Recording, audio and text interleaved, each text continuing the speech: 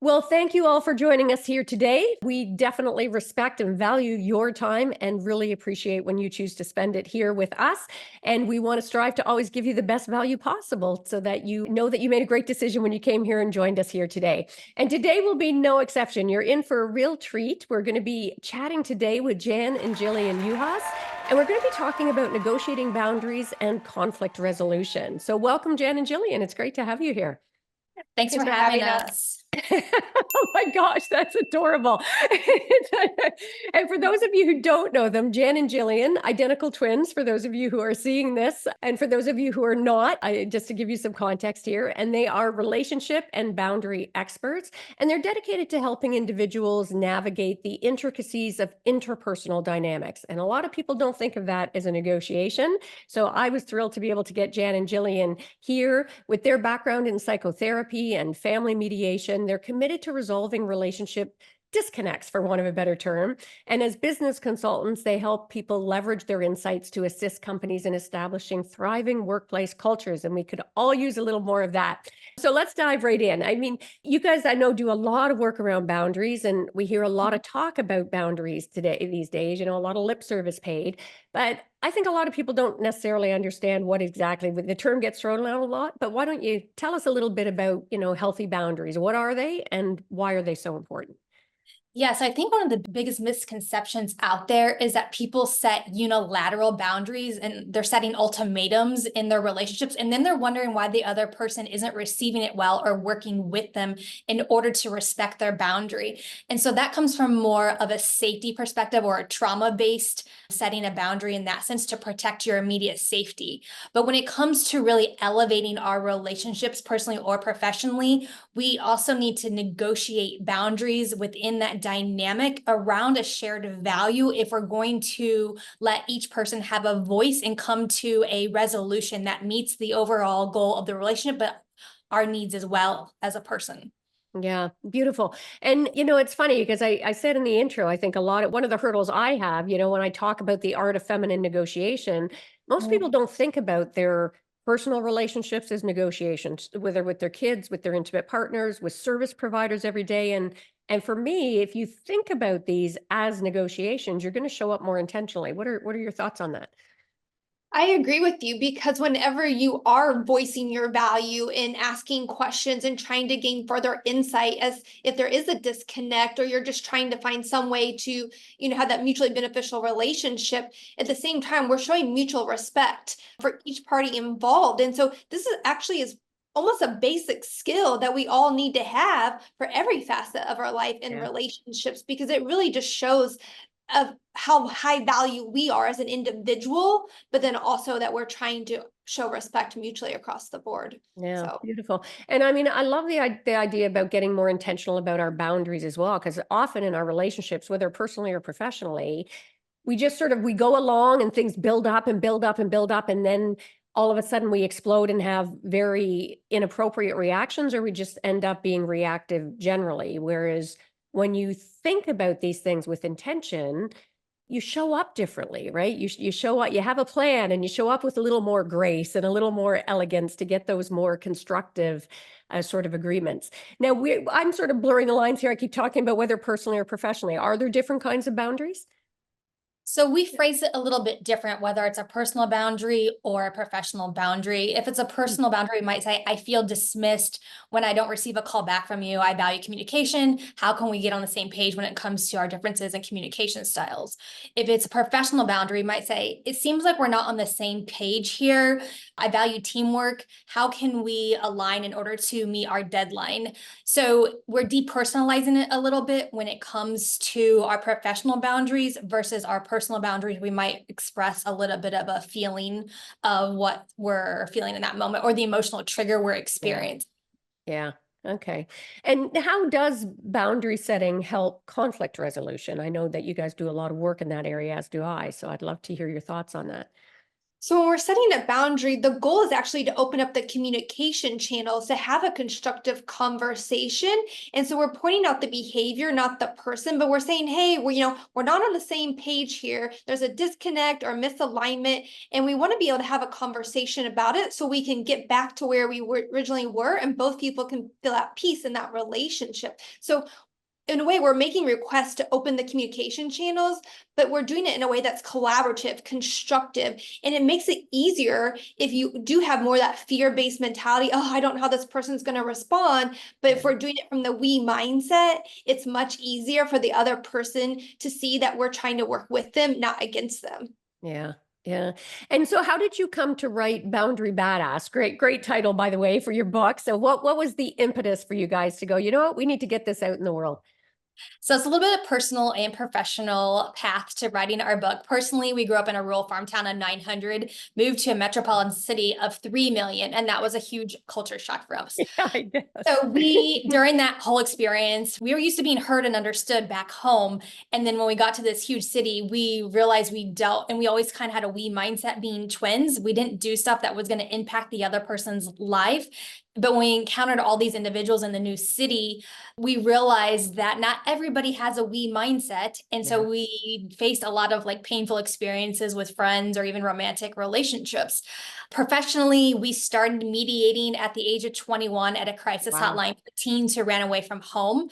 And we used to mediate boundaries between the teens and the parents before they returned back home to know what that environment was going to be like.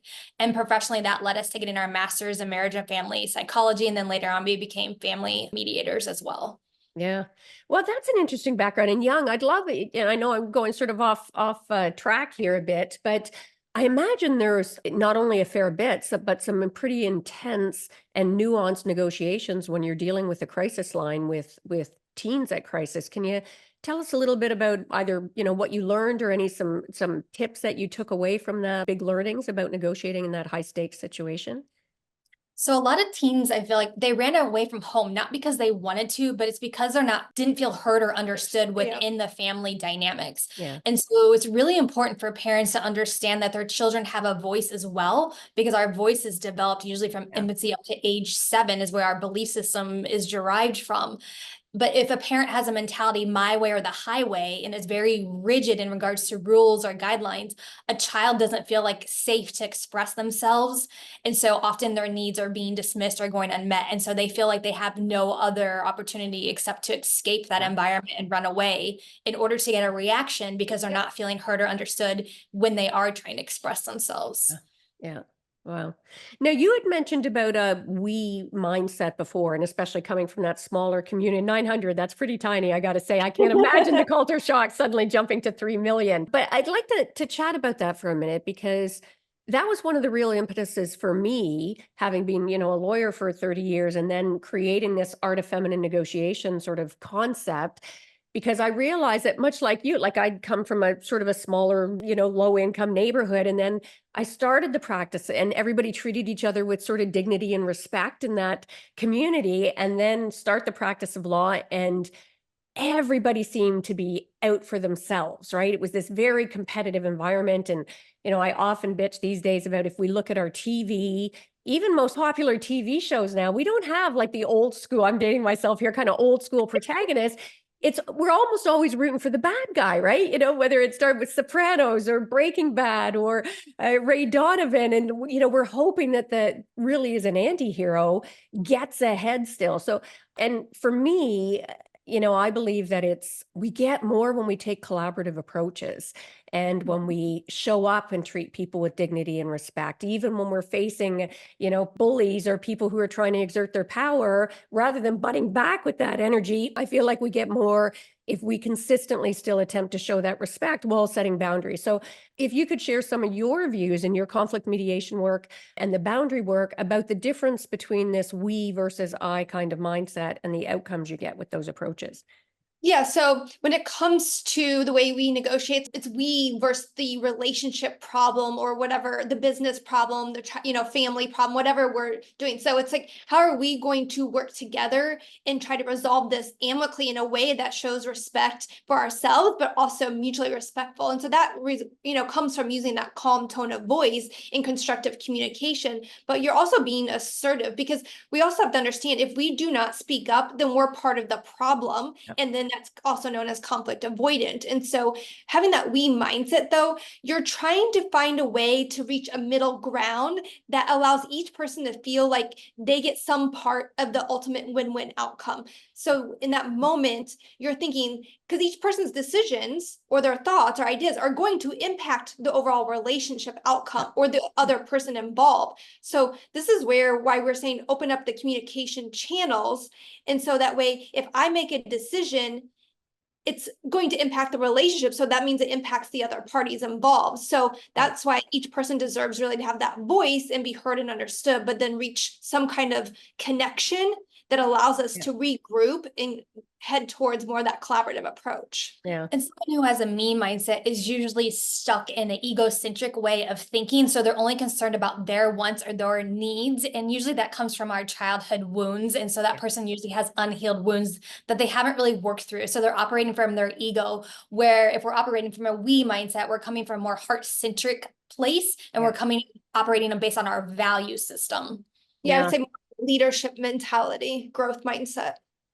Yeah, and it's funny when you say that, because it's true. Like, we have those childhood wounds, and then they get compounded by the conditioning, which I think COVID, we've seen a bit of a shift where we're starting to finally recognize that more, traits that used to be considered so-called feminine traits and seen as a liability. And we all were so busy stifling them, thinking we couldn't get ahead. And now people are like, hey, and I think what one of you used the words connection. And it's really at its core, negotiation is all about building trust, building connection, building relationship.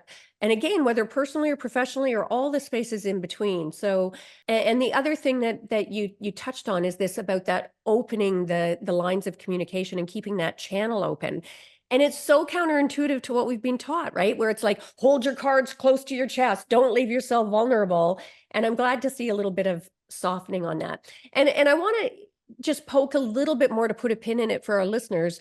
Ego, when that came up as well, because I call it one of the 7 deadly sins of negotiation. And again, we're very conditioned to show up from that egocentric approach, as opposed to truly seeking to understand and meet the needs of the other party. What's your experience and your tips on that, how to address ego? Yeah, when we're mediating with egocentric personalities, we will use discovery questions, which I'm sure you're familiar with, in order to gain insight into their perspective around the issue. So a lot of times people make false assumptions about somebody's their belief or where they're coming from. And so we really need to understand where their underlying belief comes from and how come this position that they're putting on the table is so important to them. And so once we start uncovering their belief around their position, we can gain clarity in order to bring that together for the win-win outcome that we're trying to search for. Yeah. Also, too, I think a lot of times people who are in their ego state, they're communicating with emotion, which is less likely to be heard and understood, because emotions are often one-sided perspective. Where if we're using more of our heart-centered thinking, that's more love and logic. And so when we communicate that way, people are more likely to understand us, because we're also using our values in a way to communicate and connect. And with our values being universally understood, we're more likely to understand each other and actually hear what the other person says. Yeah, some great stuff in there. And for me, I always draw that distinction between being emotional, as you say, showing up in that state where you're less likely to be heard, versus bring the emotion, like bring the emotion of your deep why to the table, but don't be emotional in it. And also, I'm glad you guys raised about this idea about questioning, that discovery, you call it, because the art of curiosity is a game changer. When we can appreciate the power of questions, especially if we're hitting that conflict zone where we're hitting a block in any of our negotiations or difficult conversations, just flip the script and suddenly get curious and start asking questions, right? I find it can really break the ice. So I love It that. also, yeah, it also helps lower defensiveness if somebody is egocentric, because most likely that person was not heard as a child. And so that's their trauma response coming out. But if you start inquiring about their perspective and getting to know them, they're going to soften that ego or defensiveness that they might be coming to the table with. Yeah, and I think too, you can acknowledge their perspective, but doesn't mean you have to agree with their perspective right away. Yeah. And that's an interesting perspective about, because I think most of us, we don't recognize the trauma or the fear that infuses somebody else's, especially when somebody's coming from an ego-driven place. It can really be a game changer, as you say, when you put yourself in their shoes and allow yourself to feel that and show up differently. And I call it elevated active listening, where, and it struck me as you were saying that when you're dealing with somebody who's being really sort of confrontational, and then as you'd said, you reflect back what they're saying to let them know they've been heard. And I encourage people, it seems counterintuitive, do it, make their argument even more graciously than they made it themselves. And it amazes me how it takes the steam out of people. Sometimes they're so busy getting whoa, trying to win the argument. And suddenly they hear their position being articulated in a way that's even better than they articulated themselves. And all of a sudden you open the space for that softening, right? To have some more meaningful discussions. So. We're diffusing the power struggle that they're trying to create. And instead we're coming from a big picture perspective. Yeah. Yeah, beautiful. And as you say, it addresses that childhood wound, because they're like, oh, I actually am being heard here. They may not agree with me, to your point as well, that when you doing it in that way doesn't mean you're agreeing with them, but at least you're letting them know they are seen and heard and respected. Now, I wanted to circle back something that really tweaked for me when you were talking about that we approach, which I think is so important for everybody in any negotiation, whether that business or in our personal. But in particular, you mentioned especially as twins. And I got to confess, I wonder, as identical twins, how did you set boundaries to retain your own identities? I know it can be very difficult sometimes, because I imagine you get lumped in as a set, very often. So how do you cope with that? Yeah, growing up, we did get lumped into a set very frequently. So if one person, friend was mad at one, they were mad at both of us. So that was definitely something we experienced. But I think we've always learned to embrace it as like a strength, as, in a way that, and use it as more of a powerful, source for us to stand strong. We are quite independent, but also we have that balance of independence and interdependence, like every other type of relationship. But for me, like, I'm definitely more of a detailed oriented person, where she's more of a big thinker person. And so, our mother always separated us in classrooms growing up. So I think that allowed us to really identify, our own independence, even though our activities in the home were always collaborative. And then I think it's almost natural for us to be in business with each other, because we have that trust and that loyalty bond, and it allows us to really strive towards goals.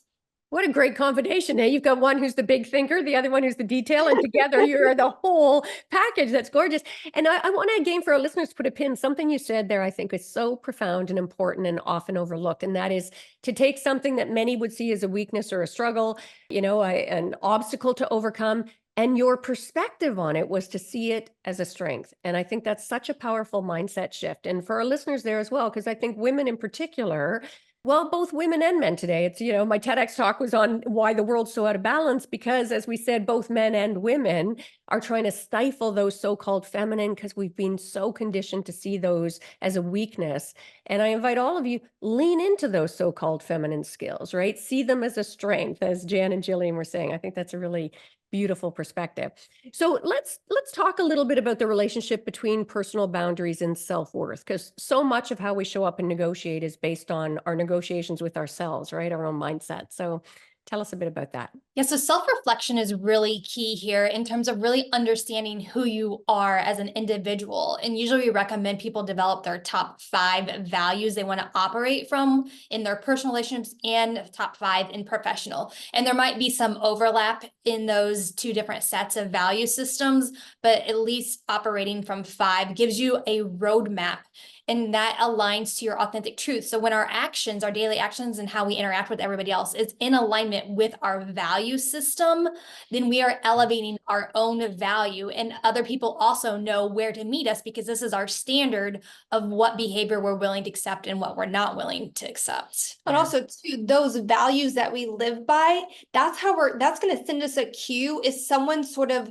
breaches one of those values or goes against one of those values. That's our cue to take care of us and then also set a boundary in that moment, because that's going to identify that our emotional needs not being met based on that value. And I think people don't understand their value. They don't know what their value system is. Go back to your emotional triggers. Your emotional triggers are your insights, because the opposite of the emotional trigger is the value. So if you feel dismissed or ignored, you might value communication in your relationships. If you feel blindsided, you might value transparency. So those emotional triggers are your cue in terms of what values you need met, because they meet your emotional needs on a deeper level. That's a nice way. I haven't heard it framed quite that way before. I think that's a great way to approach it. And tied to that, as you were saying that, it got me thinking about our self-love, like our sense of values. So often we don't set up boundaries. We're not comfortable setting up boundaries because at our core, we don't value ourselves enough, right? And, I know often when I do workshops, one of the things I do is have the women in the room list 25 things that they love about themselves. And oh my gosh, it is amazing to me. The room, it's like deer in the headlights, like at least half the room at almost every workshop sit there unable to come up with 25 things that they love about themselves. And do you find that when people don't have that sort of innate sense of their own value, that it makes it tougher for them to set boundaries? Oh, absolutely. Yeah. Yeah. I think it can be hard to tap into, like, is this my place to speak up? And often too, like if we grew up in a home where our voice wasn't heard, or if it was dismissed, whatever it may be, like it can be much harder in our adult relationships, because our adult relationships are going to reflect our first relationship experiences. And so if we are fearful to speak up, or we're told to be the good girl or whatever, we may not feel safe to speak up. Or if we grew up in a home that was very chaotic, high conflict, and we would raise our voice, then now we're trying to raise our voice, but then that can also be seen as, either one can be seen as a trauma response versus us coming from a place of assertiveness, aligned to our truth and our value, which brings us inner peace. Good. And so the word assertiveness has come up a couple of times, and I think it's so important because most people, I think, confuse assertive with aggressive. And again, for absolutely, yes, they are not the same thing, and for those of you who followed me for a long time, my RFIT model is about the A is for assertiveness with the starting, and then the REFIT, rapport building, empathy, flexibility, intuition, and trust. But assertiveness simply means you show up from a place of confidence, and that confidence comes from knowledge, and that knowledge comes from preparation. So be intentional about knowing what you want, what outcomes you're looking for, how you want to show up, how you want to be seen, do that preparation, and then you can stand in that place of absolute confidence and assertiveness, even while you're being compassionate and curious and all of those things. So I'm glad that you've raised that issue of assertiveness, so that, because most people, I think, shy away from it often or overdo it based on misconceptions about it. So now, and on that point, earlier in the discussion, you talked about the difference between boundaries and ultimatums, and maybe we should circle back to that. Like, can you give us some examples of what would be the difference between a sort of a healthy boundary setting versus an ultimatum? So when it comes to ultimatum, usually it's a conditional term. If you don't do X, then I'm going to do Y. And so you've put a demand or a threat being displaced onto the relationship or the other person. And rarely does somebody meet us there when it comes to being forced into a certain behavior. When it comes to setting healthy boundaries, this is where it comes to honoring our value and negotiating a solution. So it might be like, it seems like we're not on the same page here. I value communication.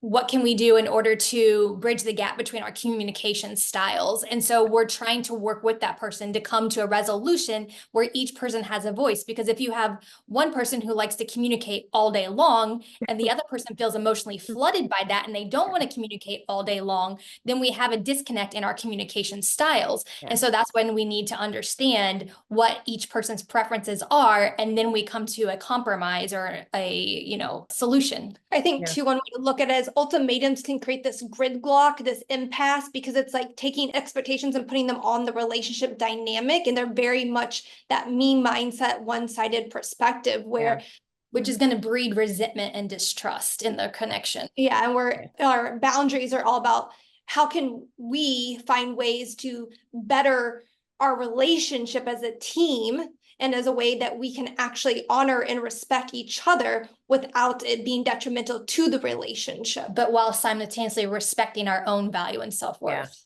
Yeah. And it's interesting as you're saying that, because it's true. When you come from that ultimatum approach, you're less likely to get the outcome you want. And adding to that, and just for our listeners, even in those cases where you do, because I know a lot of people who bully their way through and go, well, I get my way. Well, you might get your way in that particular moment, but it has long-term, you don't have buy-in to that agreement. And without the buy-in, without the trust, as you say, then there's going to be long-term consequences, because next time they're going to have their guard up more, or you're going to lose more in the long run than you gain in that moment by taking that approach. So I think and the receiver might say yes, but even though they meant no. And so then they might start doing passive aggressive behaviors because they're now resentful for agreeing to something that they weren't really on board with. Yeah. And that's both personally, we see that in intimate relationships all the time, or with kids. And also, I think people don't recognize the extent to which that happens in business, where, somebody says yes in the business deal, and then you're wondering why you've got all these people backing away or resigning from the deal or trying to get out of it. It's because of the way you approached it in the first, trying to push through an agenda rather than getting that sort of consensual approach. So I think too, if you are pushing an agenda, that also means that you're in that ego state. You're not even respecting yourself in the moment. Absolutely. Because you're more concerned about just winning versus mutually beneficial collaboration. Yeah. And it's funny, we haven't talked about winning. And I agree. You've just hit, that's really at the heart of the problem. When you approach this with a win-lose mentality, which sadly is what we're taught about negotiations, it's all about winning or losing.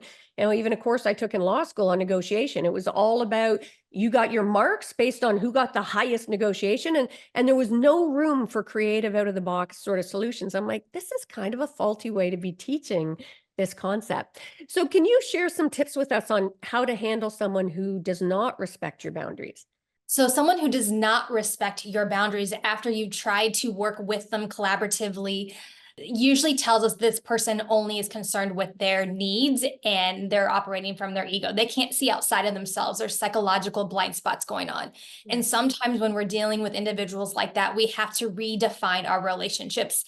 And that might look like, okay, how often am I going to spend time with this family member? If I know, for example, 8 hours is too much, then maybe I only spend 2 hours at family events. Or if it's a colleague at work, if I know this person doesn't respect me, doesn't listen to me, I'm going to reduce the amount of interactions I have with them to the bare minimum. So we're redefining it, and we're setting personal boundaries for ourselves in that moment rather than a relationship boundary. It's a personal boundary to protect our safety and peace.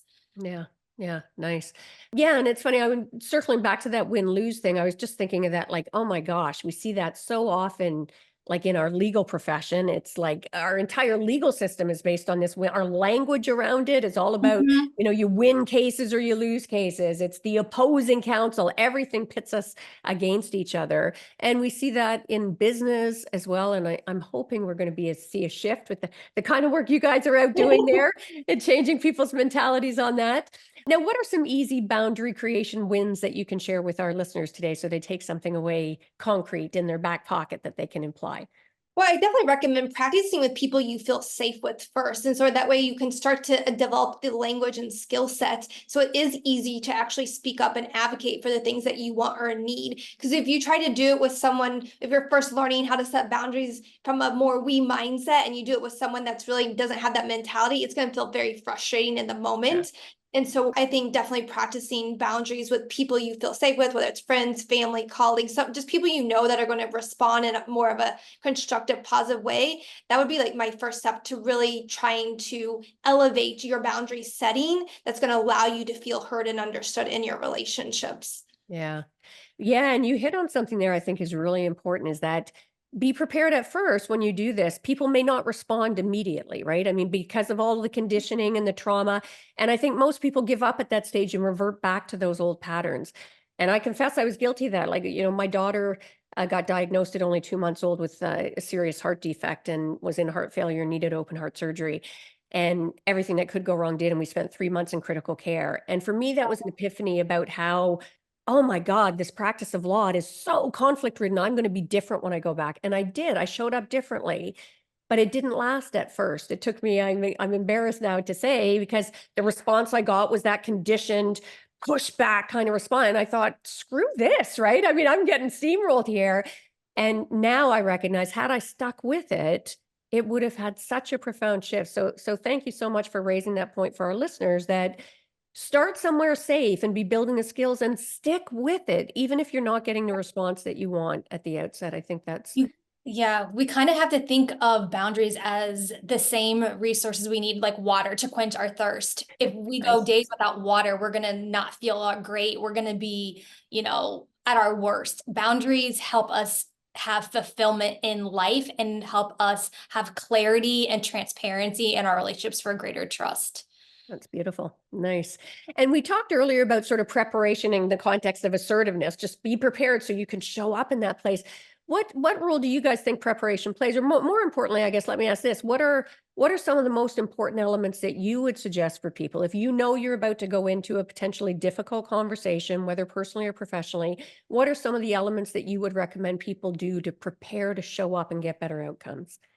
Have your value-based system in place, but then also be prepared for basic questions that you need to ask that are open-ended questions, like, can you share more about X? Or help me understand how you got to Y. And the reason why you want to have discovery questions is because they help lower the defense, but they're also keeping the conversation going, which buys you time to think about what position you might want to present if you haven't come to that realization yet in the moment. So discovery questions are probably the biggest thing to always have in your back pocket when you go into a very conflictual conversation. Also be emotionally regulated, because if you are dealing with somebody who has more of an egocentric mindset and they have a tendency to trigger you, emotional regulation is going to keep you calm and collected so you can have a logical and reasonable conversation. Because sometimes when we're dealing with these high conflict personalities, if they're intentionally trying to trigger us, it's only so they can emotionally provoke the situation in order to flip the script and manipulate the outcome to their favor. So we want to reduce emotional expression in order to make sure that the conversation stays on point in terms of the subject and the resolution we're seeking. Yeah, great tips both. And again, I love that idea about preparing the questions. And I use that expression often too. I love that you use that about have them in your pocket. Because even when we talk about curiosity, people assume, okay, I'll just show up and I'll wing it if something comes up. Way better, as you suggest, think about some of the questions that you can ask in advance. I think that's such great advice. And also just following up on the point about that emotional regulation, I often say, choose who you want to be, right? Like pick 3 words for our listeners out there when you're going in to there's no right or wrong answer. Is it calm, collected, compelling, whatever, be intentional about who you want to be so that you can do that emotional regulation. If somebody's throwing you off, just take that breath. I want to be compelling and calm and collected in this, or whatever your words are, and it allows you that great emotional regulation. Right, because we want to have integrity with ourselves. Yes. And if we become emotionally reactive, we unintentionally give away our power to the other person. Gosh, I've been guilty of that. Oh my goodness. Yes. I look back at some of it with just absolute mortification now. So now I can't believe how fast our time has gone. We're going to have you guys back because you just have a trove of treasures for us here. And I normally like to end by asking, what's one of the greatest mindset shifts you've had in your life? So you decide who goes first. And it doesn't have to be on this topic, just something. It can be at any point in your life when you've had one of those aha moments that makes you think differently, show up differently in the world. I think you have to trust yourself, trust your intuition, because if you allow other people's opinions to guide you, it may not be authentic to who you are as a person. So always listen to what that intuition internally tells you. And we can tap deeper into that by knowing who we are as an individual based on our values and worth. Oh, so important. And it's funny, we used to have such strong, like if you look back even historically, like in our First Nations people had such profound intuitive abilities. And somewhere along the line, we seem to have lost that. So I'm glad we're seeing an increased intention again about trying to really tap into those intuitions, develop them, trust them. So I think that's a beautiful mindset shift. I think the biggest one I would have is to don't be afraid to get uncomfortable. I think the biggest lessons that we've gained in life is putting ourselves outside of our comfort zone. And that's how you grow and you keep evolving and you keep elevating. And you might think at one moment, like, oh, I can't do this, or what is everybody else going to think? In that moment, you can prove to yourself. And yet when we prove to ourselves and achieve new goals, we build our own inner confidence and our value. So don't be afraid to get outside your comfort zone. Oh, and there's layers on layers on that. I love that. I think that's so great because not only trying new things and not being afraid of failure, and in fact, embracing the fail, have those celebrations where we celebrate them, right? To be able to learn and grow. It's a beautiful way to be able to live our lives. So, well, thank you. You guys have just dropped so many gems for us here. Where can we learn more about you, Jan and Jillian? You can head over to janandjillian.com where we can also connect with us for business relationships at 28consultancy.com or family mediation. You can also find the link at janandjill.com. You can grab our book at Amazon or Google Play or Apple Books. Beautiful, beautiful. And ask your local bookstores to bring them in. I'm always a big fan of supporting those independent bookstores who struggle so much. Well, thank you both for joining us and sharing. Yeah, I love what you do. I think it's so important in the world today. So keep on doing what you're doing, and we'll definitely have to have you back. Thank you both so much. Thanks for having us. Yes, thank you. And for our listeners out there, I have no doubt you got lots of value from this episode. I know I did. This has been a really interesting conversation. We covered so much ground in such a short period of time. Give the gift of sharing. Make sure to share this episode with other people as well so they can get the benefit of showing up more powerfully in their relationships, both personally and professionally. Make sure to subscribe if you haven't done that yet. And before we sign off today, I just wanted to share some ways that we can work together if you're looking to up-level your negotiation skills to negotiate a better life, because all of life is a negotiation. I've got everything from online to group to my signature mastermind one-on-one VIP experiences to help you better leverage your innate power to get more of what you want and deserve in life. If that sounds interesting, check it out at artoffemininenegotiation.com. And also make sure to grab a copy of my book of the same name, The Art of Feminine Negotiation. And we'll make sure to put all of Jan and Jillian's information in our show notes as well, so you can check them out. And that is a wrap for this episode. Until next time, go forth and negotiate your best life on your terms so you can stop missing out and you can start getting more of what you want and deserve from the boardroom to the bedroom. Until next time, take care.